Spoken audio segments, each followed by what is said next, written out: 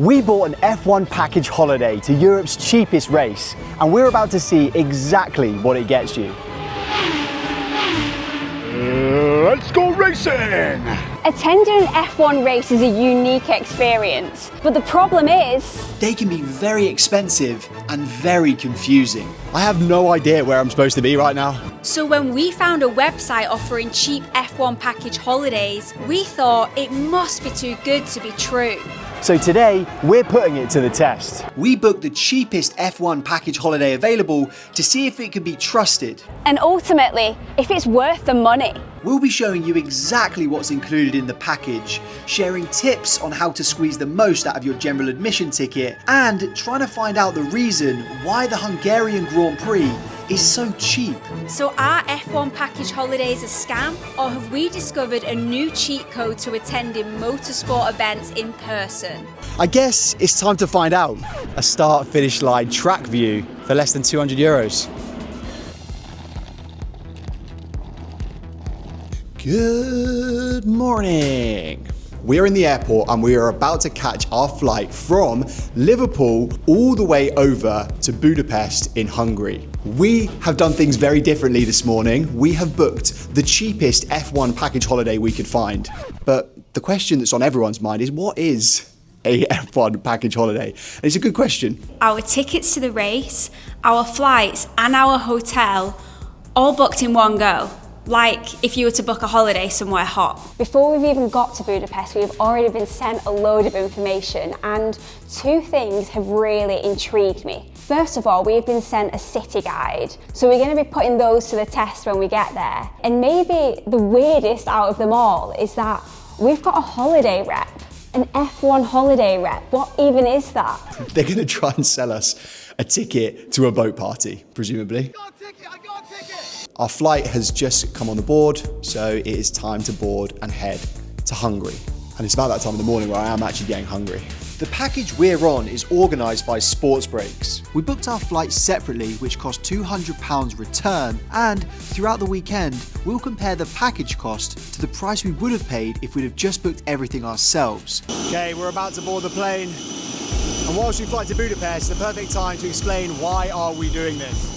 F1 is known for being a sport of the rich and famous, with tickets running into the thousands. But we believe all travel experiences can be done on a budget. So last year we put this to the test by attending F1's most expensive races to see how pricey they really were. But this year we wanted to do the opposite. We're now en route to Budapest, Europe's cheapest F1 race, armed with a general admission ticket. And by the end of the trip, we'll be trying to figure out if the Hungarian Grand Prix is an F1 bargain, or is there an obvious reason why it's so much cheaper than other races in Europe? Welcome to Hungary.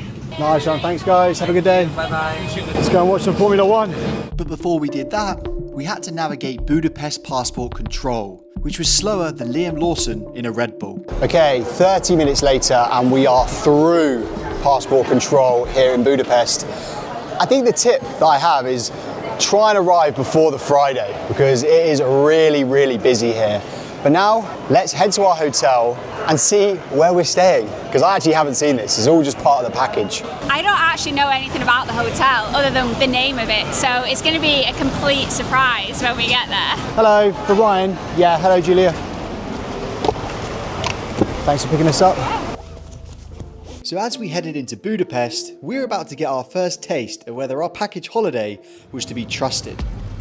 It's always a nervous walk when you walk down the corridor of a hotel and you haven't seen the room yet. This is the moment of truth, guys. Oh, ho, ho, ho. We are living this weekend. Welcome to our 4-star hotel in the center of Budapest. And that's one of the best things about this race in particular is that you're in the middle of a city that you probably wanted to visit anyway. This is obviously included in our package, and whether we were right or wrong, we didn't actually look at the hotel before we came. We just blindly trusted Sports Breaks to do a job, and they have delivered. What do you think about the hotel room? I'm very happy with the hotel room. It's massive. This is like the size of a flat in London. So this hotel has a rooftop bar. Another great thing is the view. this man walks around with no clothes on, which is lovely. Luckily that rug is there so you can't see. I know you've been looking at him. I can't help it. He's mesmerised me. He just comes galloping onto that balcony. He's back! So everyone that books one of these packages gets a free goodie bag. And there's some good stuff in here.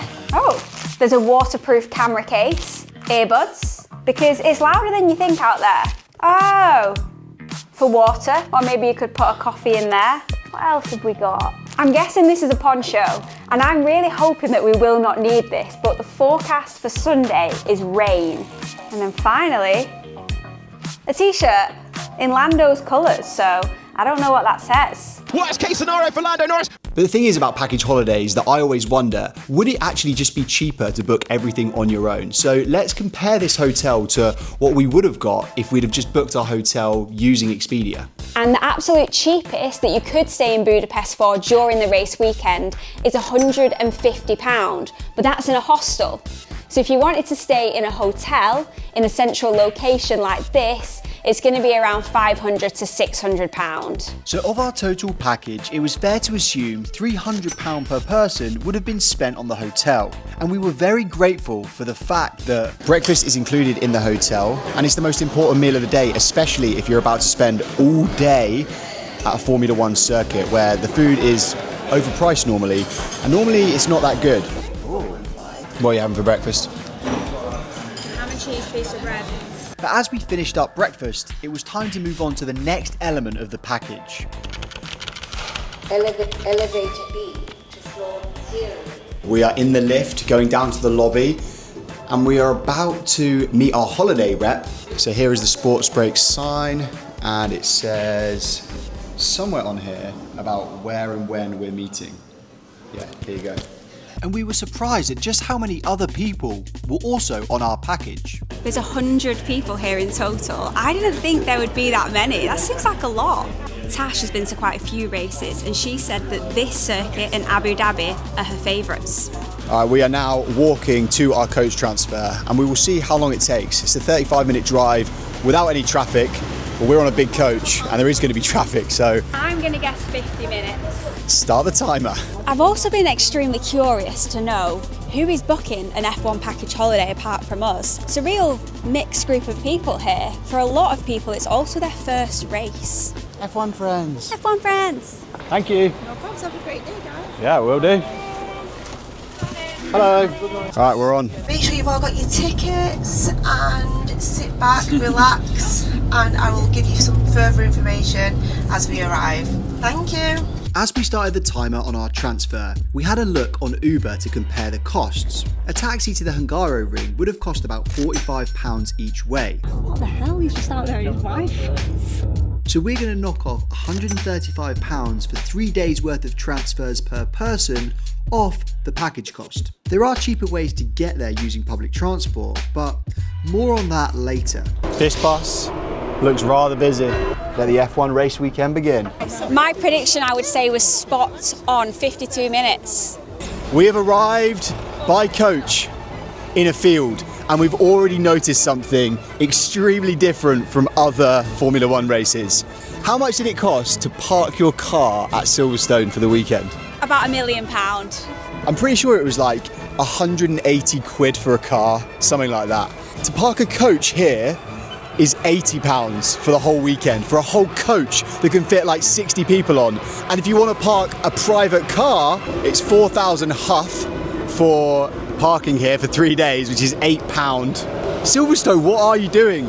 And this is expensive car parking because you can get it for free. Before we've even entered, we've spotted something really cool that I actually saw online before we got here. There is one house/hotel that is really close to the Hungaroring, and it actually has a track view from the bedroom windows. It is almost impossible to get a room in this hotel, but they do rent out their whole back and front garden for campers during the race. But as we got to the entrance of the circuit, it was time to put the final part of the package to the test. Europe's cheapest F1 general admission ticket. So we've literally just stepped through the ticket gate and you have a view of the track straight away within seconds of being in here. And it's actually a pretty pretty decent view. If the view from the moment we walk in is anything to go by, I think these might be the best general admission tickets yet. But to find out if that was true or not, we had to put these tickets through our rigorous 4-step plan. So the Hungarian Grand Prix is known for being the cheapest one to attend in Europe, but there are also some other interesting facts about the Hungarian Grand Prix. It was built in just 9 months, the whole circuit. But this year it does have some upgrades. They built a whole new stand and new paddock. This is the new building they built for 2025. Looks very impressive. It's one of the only stands with shade. The rest of them, you are out in the elements. So whether it rains or whether it scorches you to a crisp, you are going to be getting either sunburnt or drenched. You're also not allowed umbrellas in any of the grandstands. They're quite clear about that. Presumably it's because it would block the view of the other people in the grandstand. Another interesting fact, and I can definitely see that by looking around, is that 75% of the people that come here are international. So there's not loads of Hungarian fans that come to this race. Name me a British Grand Prix driver. Lando Norris. Australian Grand Prix driver. Oscar Piastri. American Grand Prix driver. Logan Sargent. Hungarian Grand Prix driver. There's none. There is none. There has been one Hungarian Grand Prix driver called Slot Baumgartner. He didn't have a long career. He wasn't particularly good. There should be a bigger Hungarian representation considering how popular F1 is here. Despite Hungary's underwhelming performance on track, it was time to put the Hungaroring through the first of 4 tests. Number 1, how much of the track can you see from general admission? Now that we're in, we're going to do a full lap of the circuit and see where the best viewing spots are and also the worst, the ones that we need to avoid. This is the lay of the land at the Hungaroring. We're in this section here right now. This is what I would describe as the anti-general admission area. This is where all of the main grandstands are. All the way down here, they don't really want you to see the track for free. However, one thing they don't want you to know is the black mesh is actually see-through. So that might be a little F1 life hack for you. If you get past this section and all the way to up here and the green section over here, this is general admission golden era. The Hungaroring is actually in a bowl, like a natural valley, so it means that it has this sort of amphitheatre style seating. It's basically a big sloped hill that looks over the track. And you get a pretty good view of multiple corners of the track without even trying that hard or having to get here that early.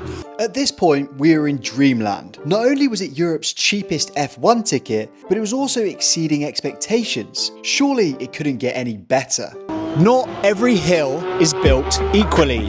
This hill has far less people on it than this hill over here. And the reason is because from this mound up here, you can see the start-finish line. So this is where you want to be. If you get in here early and you want to throw your towel down like a German in Mallorca, get yourself up the top here and you will get to see the start-finish line. There it is, the start-finish line from general admission.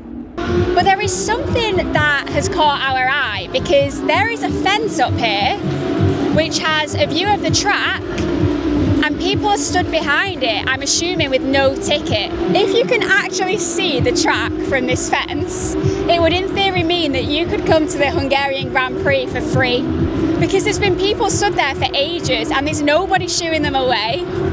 It's not even covered up. This is where some people that have bought a GA ticket will actually be sitting for the race. So this could be a bit too good to be true. Who's even coming and standing there? Like, are they just locals from this area or are people legit flown out just to stand behind this fence? I have just noticed that there are 2 security guards manning the fence, but they don't really seem that interested in doing that. We have discovered a hole in the fence. And this is the sort of thing we love to see.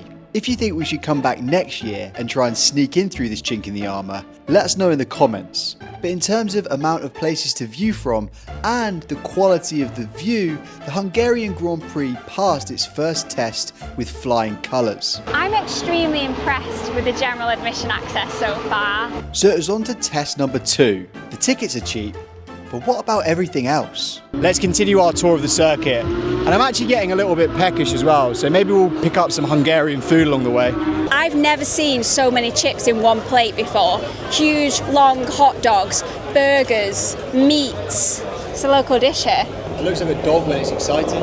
One thing that I would say about the food is that although it looks amazing, I think the chances of getting food poisoning are potentially quite high because it's all been cooked and then it's just stacked up on big plates and left out.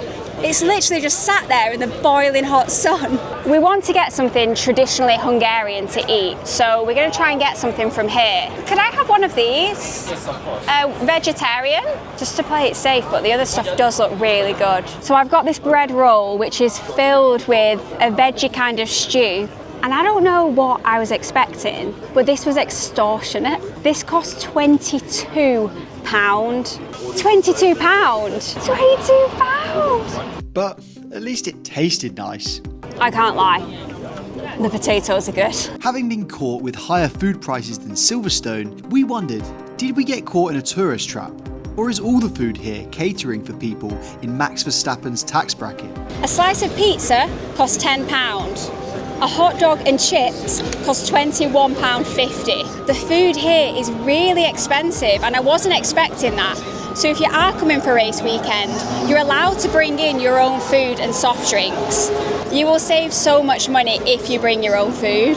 And unlike Silverstone, you can bring in up to 1 litre of alcohol as long as it's not in a glass bottle.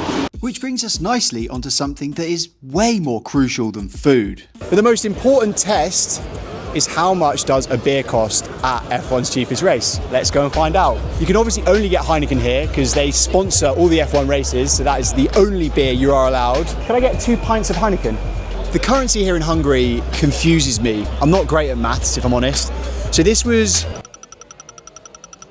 3,000 huff. What it translates to is this was £7.50. The cup you can take back and get a bit of money back. Are many people going to be doing that realistically? Probably not. So it's a bit of a scam. But for the cheapest race in the whole of Europe, I think that is still quite expensive. Elsewhere in Budapest, you can get a beer for way less than that. Nothing hits better than the first F1 pint. Let's get the beers in, boys. And just as Jade wished that she was on a lad's holiday, Good pint, lads. someone was clearly looking down on her. You can get buckets of cocktails here. I've only ever seen that before in Thailand at the full moon party. We've got to have a little look. I'm scared. Thank you so much. This is a good financial decision. This is the best money I've spent all weekend. This cost 15,000 huff, which is £32. Value for money? 0. Value for vibes? 100. The Paddock Club is just behind us and we're stood outside with a bucket of mojito and it really makes you wonder who's having the better time. And with just enough Dutch courage flowing, I pulled something out of my bag that I'd been hiding all day. All the way along here, you've got pictures of all of the different drivers. I wonder how many people will be stood next to the Lance Stroll photo. Let's go and find out. We've got LH. We've got this Australian guy. We've got my least favourite driver on the grid, Mr. Ocon. I don't know why, I don't like him, I just don't. G. Russell. And just behind Fernando Alonso, we have the main man, Daddy's home too, Mr. Lance Stroll. And I think it's the perfect place for me to host my Lance Stroll fan meetup. So I'm just going to wait here until someone comes along. Approximately 10 hours later. We've got someone. He's going to get on the podium tomorrow, I reckon. Even if by default we successfully managed to locate Lance Stroll's #1 fan, but most of the other fans could be found clambering to get close to the best dressed man in F1 and a French guy called Charlie. This is why I am obsessed with the fan zones at the races. We found the kids. Now it's time to try and bring him to the track. Throughout the day, over the weekend, the drivers actually come out onto the stage and do Q&As just like that. And every time I think, surely they have more important things to be doing. I can't think of another sport where you get that access to the athletes this close to the race. But it was time to move on to our penultimate test of the day. So about 300,000 people attend this Grand Prix, and it has grown massively over the last few years. And nearly all of these people like to complain about one thing on Reddit. Big queues, smelly, portaloos, etc. I am bursting. I'm gonna go and see what the crack is. On initial impressions, I thought, yeah, this is bad. This queue is enormous. But then I looked to my right and there's loads of portaloos with no queue. So I don't understand why everyone's queuing for this loo. I don't know, it's very strange. There's a huge queue and then they're completely free. From a female perspective, like, am I missing something here? No, I don't think they've realised. I think this is like one of those situations where people are like sheep. They're queuing for the toilet there. They can see the portaloos with no queue. It makes no sense. Women are weird. Maybe they know something that we don't about the portaloos. Hold my mic. Good luck in there. It's one small step for man, one giant leap for mankind. As far as portaloos go, they're fine. Whenever I step foot out of a portaloo now, all I think about is that time in Monaco when you got accosted by those Argentinian men.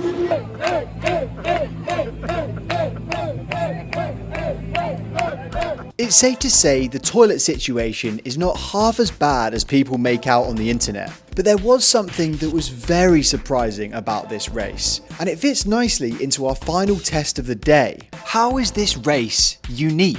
One thing that I've noticed about the Hungarian Grand Prix is that it's a lot more laid back, and it feels much more sort of pop-up and temporary than other Grand Prix that I've been to.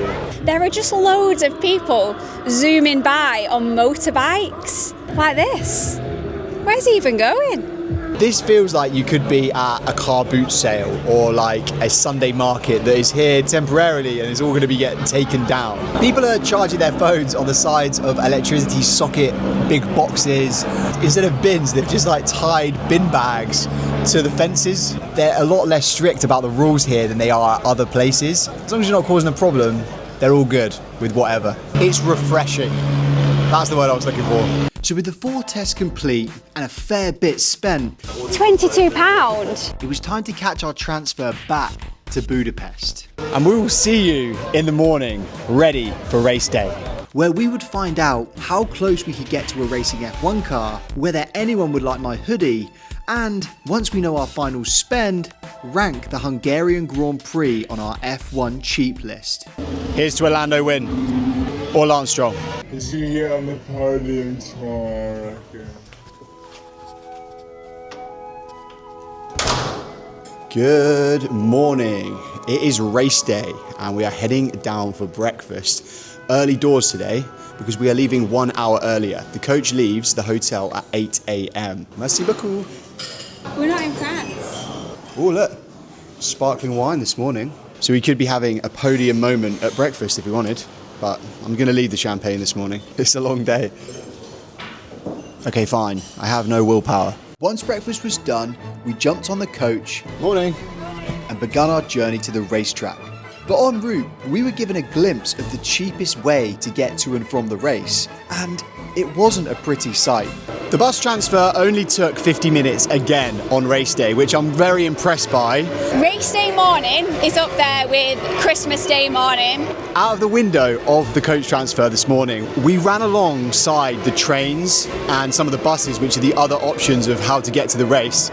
It's cheaper, but oh my goodness, the trains and the buses were packed. Okay, here's one of the buses coming now. Let's see how busy this bad boy is. Oh, that is busy. Having learnt a lot yesterday, we had a race day plan, and our ultimate hope was... Even though it's going to be a lot busier, we can still get a good view for the race. So we got started with step 1 of our ultimate race day plan. Yesterday we didn't manage to get everything done that we wanted to, so there are a few things on our F1 bucket list that we want to tick off today. Hello, fair for 2? Thank you very much, cheers. 2 tickets have been acquired. Unlike the Ferris wheel at Silverstone, which was free for ticket holders, you have to pay for the one in Hungary. It was £17 for 2 people. But this meant the queue was much shorter. Oh wow. This is a great view. I would say you can see the majority of the track from here, and you get a real perspective on how massive F1 tracks actually are. We are now getting a bird's eye view of all of the different general admission areas, and actually the queues in the fan zone right now don't look too bad. So maybe that's our next stop. One thing that I have started to realise is that the fan zone is pretty much the same at every race. It's quite rare that you'd find something new at a fan zone that you haven't seen at another one. But the main tip is get here early, because as the day goes on, the queues can get really long for some of these activities. What are you queuing for? I've never seen the blast lane before, so I like to try all of them at least once. Let's give it a go. Stand by for lights out. Oh, I'm a bit scared.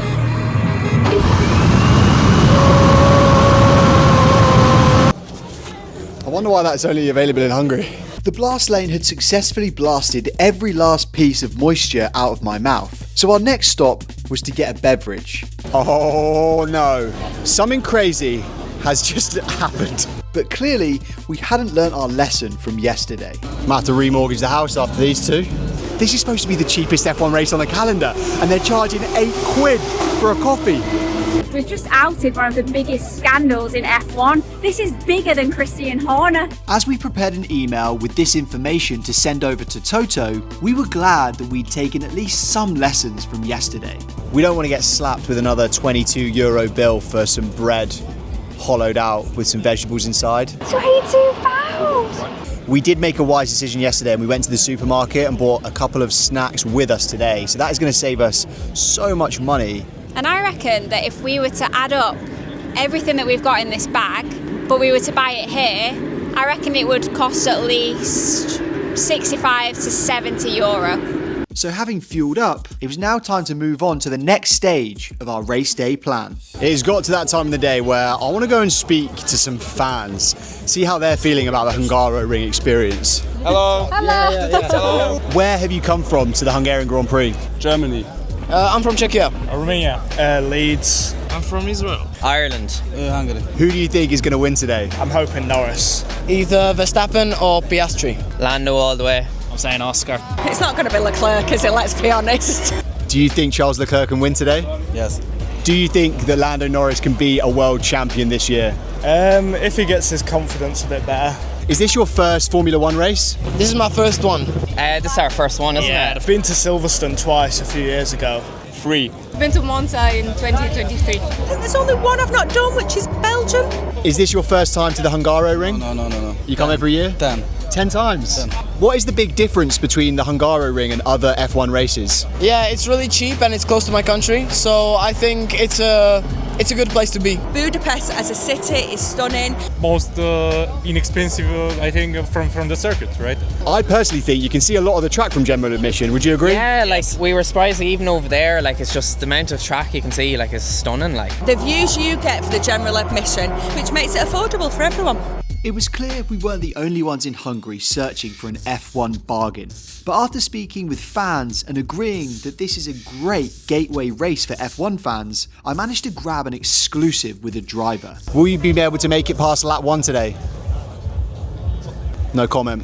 But just before the race started, I wanted to give something back to a real F1 fan. So what I'm going to do is I'm going to wear my I Heart DTS jumper around the circuit, and the first person that compliments me, I'm going to give them an F1 related present. Some F1 fans don't like Drive to Survive, but for me, I don't think it matters when you started liking the sport, as long as you like the sport.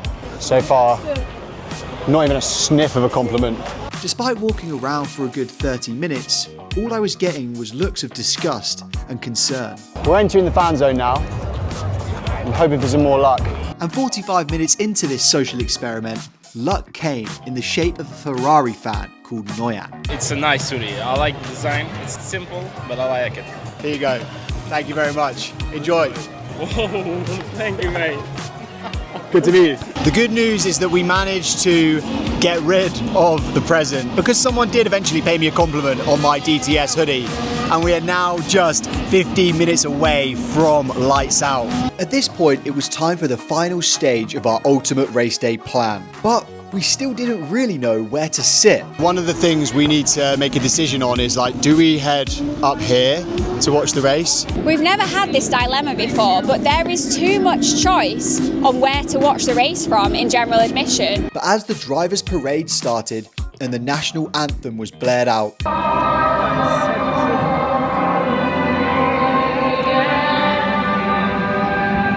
it was time for us to watch the race and also tell you exactly how much we spent at Europe's cheapest F1 Grand Prix.